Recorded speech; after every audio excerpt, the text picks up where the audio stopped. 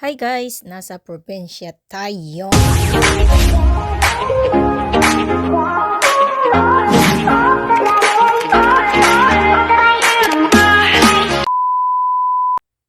At ito ay kakain tayo ng sangyupsal sa labas.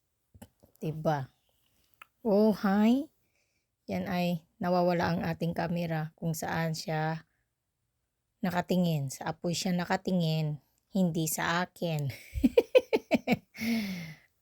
Nako. Mahilig siya sa apoy. Kaya, huwag na lang natin pansinin yung apoy. At maya-maya makikita nyo rin ang aking mukha pagdating ng panahon. Ay, tamang oras pala. So, ganito lang. Wala tayong ma-voice over kasi nga nawala yung voice niya dahil may sounds sa niya. May backup sounds ba? Kaya ayan, yung mga pinag-uusapan namin is nakasulat na lang dyan. Kaso nga lang, it's lang siya, nakahangle. Yan po yung mga pamangkin ko na naghihintay maluto ang karne dahil frozen pa binabad ko. Ayan po tayo. At yun yung tatay namin. Kasama ko sa pag-aayos ng ating mga pagkain at ako'y mag-iihaw. Diba? Napakasipag ng aming amain. Ayan po siya pagdating sa karne.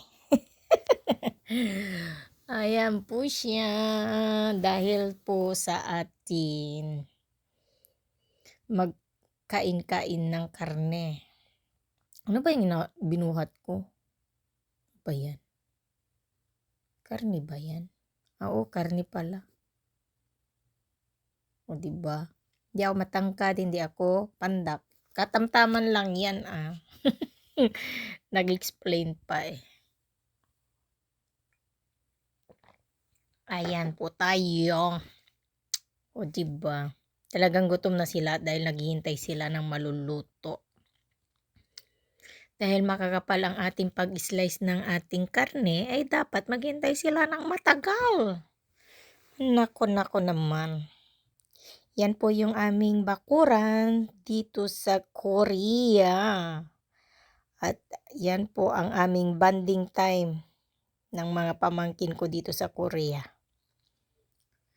Dahil minsan lang makikita-kita at masikip ang loob ng bahay, lagi na lang sa labas kami kumakain pag nagkita-kita dyan sa probinsya. So, pagtiyagaan nyo na lang ang aking voice because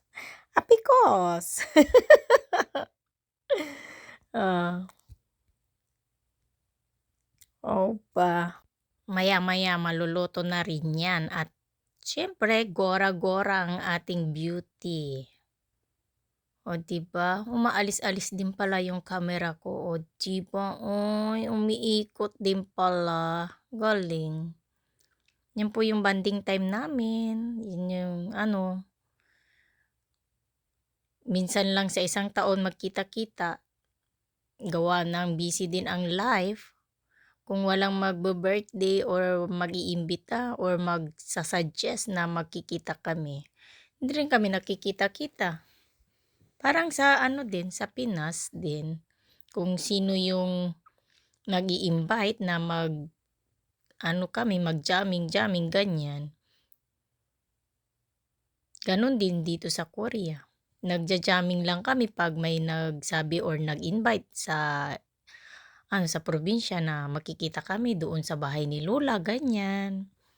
Kasi nga, ang buhay ng tao dito sa Korea is mga busy din. Hindi rin sila naghihintay lang ng mahulog. Yung pera kung kailan, hanap buhay din. Gawa ng dito kasi sa Korea, pag di ka nagtrabaho, wala talaga. Ayan, pinipix ko, 'di ba? Nakita niyo yung mukha ko? Tingnan ko yung camera kung gumagana pa o hindi na. Yung mga ganyang lifestyle natin sa Korea, parang Pinas din. Walang pagkaiba, walang kinaiba. Parehas na parehas. Tutulungan, kung ano-ano lang, ganyan.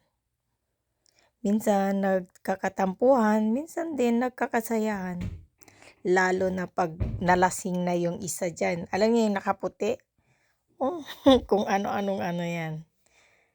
O diba?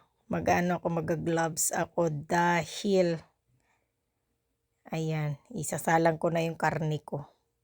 Actually, makakapal yung pag-slice ko ng karne kasi nga, masarap kasi pag ano, makapal. Kaso nga lang, matagal maluto. Matagal siyang hintayin. Ayun yung mga naghihintay. Yung nga lang dito, dahil nasa center kami, nasa gitna kami, hindi kami pwedeng mag-video, okay.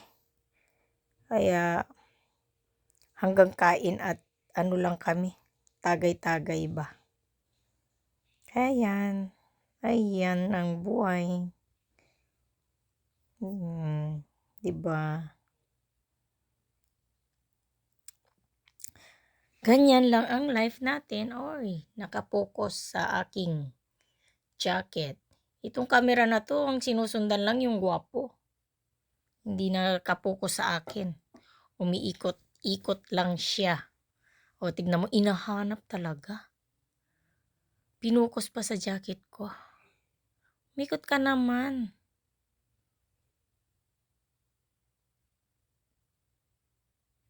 Ayan, ayan. Wala na.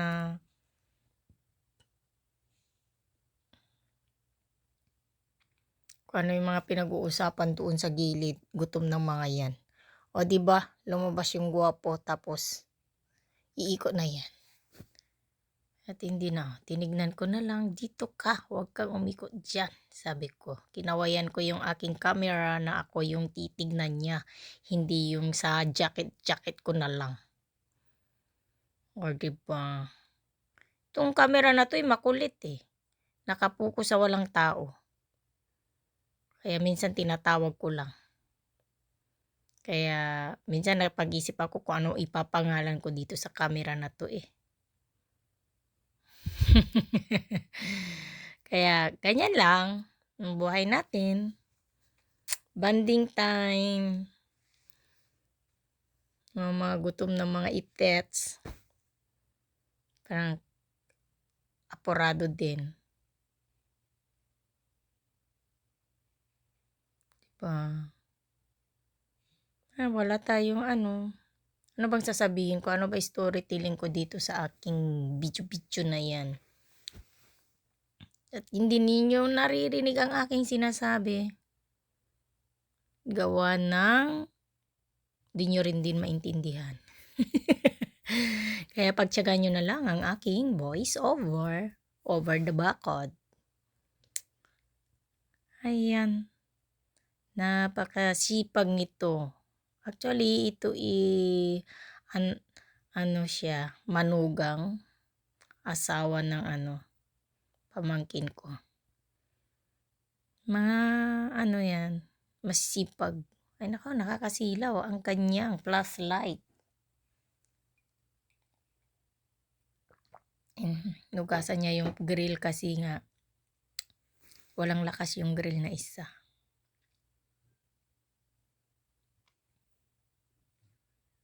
Ayan. Gusto niya ata ng kulay red itong camera na to. Sinusundan niya yung naka-red. Hindi niya ako sinusundan kasi naka-black ako. Ayun, magpo-focus ulit siya sa aking jacket. Dahil gawa ng wala na. Mahilig siya sa jacket ko. Nakapokus. Umikot ka naman, hanapin mo yung mukha ko dahil ako yung nagbablog.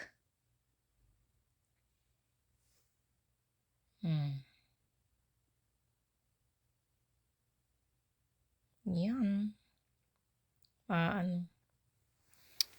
Magsasayawan sana kami dyan magbibideo okay sana kami dyan Kaso, binawalan kami kasi maingay daw. Ayun.